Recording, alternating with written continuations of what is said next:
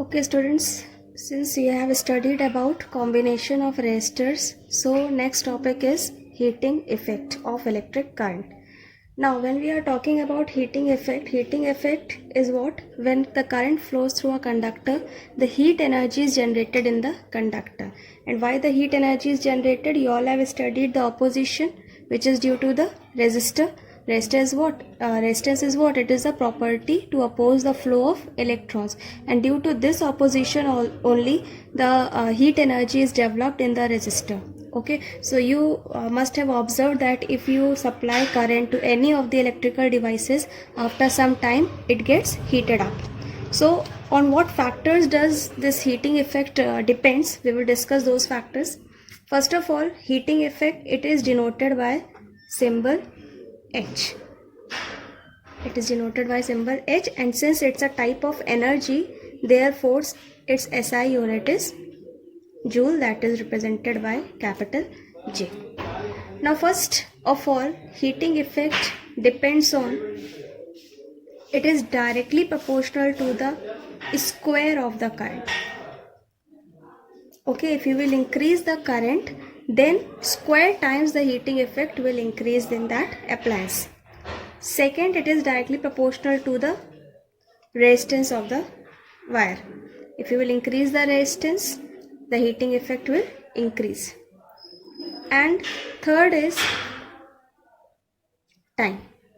Okay, if you will increase the time, जितनी देर तक bulb को जलाओगे या जितनी देर तक आप प्रेस को जलाओगे, क्या होगा? हीटिंग इफेक्ट आपका बढ़ता रहेगा. So it also depends on time.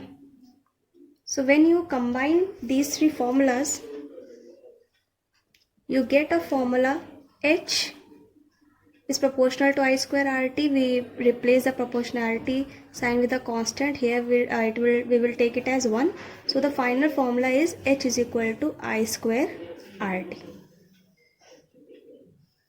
This is very important formula, students, and this formula is also called as Joule's law of heating. If someone asks you what is Joule's law of heating, you will only tell this formula, that H is equal to I square RT is also called as Joule's law of heating.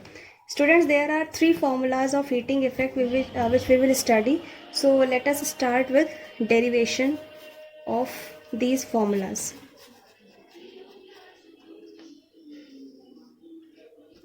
So for deriving, we need heating effect. Heating effect is due to the work done. Okay, so if you calculate work by the unit of work is also joule, so that work is only converted into heat. So we can find work, the formula in which work was there. You remember that formula? It was V is equal to W by Q, which implies W is equal to V into Q. So we have to find this W over here. This W can be replaced by H. H is equal to V into Q. Now, second formula, you know V is equal to IR. And third formula, you know that Q is equal to IT. We will use these three formulas which you have studied earlier also. Now put the values. What you will get? Placing V and Q, we will get H is equal to V is IR and Q is IT. So the formula will be H is equal to I square RT. So if question comes ki derive the formula for heating effect, here derive Joule's law of heating, so you will derive in this manner. Now this was the first formula. Second formula, for deriving second formula, just replace this I with this formula. So V is equal to IR, so we can write I is equal to V by R. So what will be the second formula? H is equal to I is equal to V by R square into RT.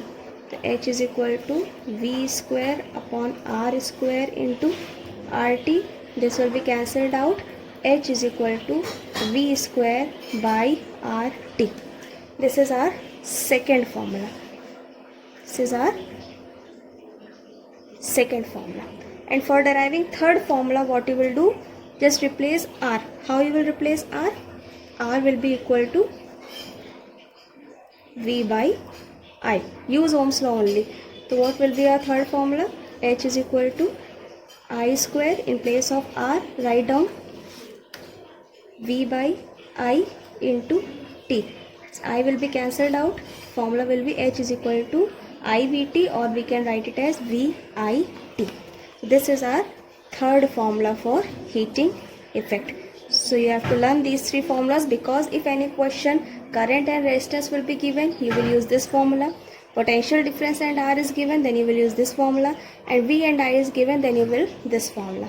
Also, when there will be a question for series combination, since you will use that formula where one of the physical quantity will remain constant, like in series combination I remains constant, so you will use this formula. This formula you will use in series combination, because this factor will remain constant, so you can easily compare.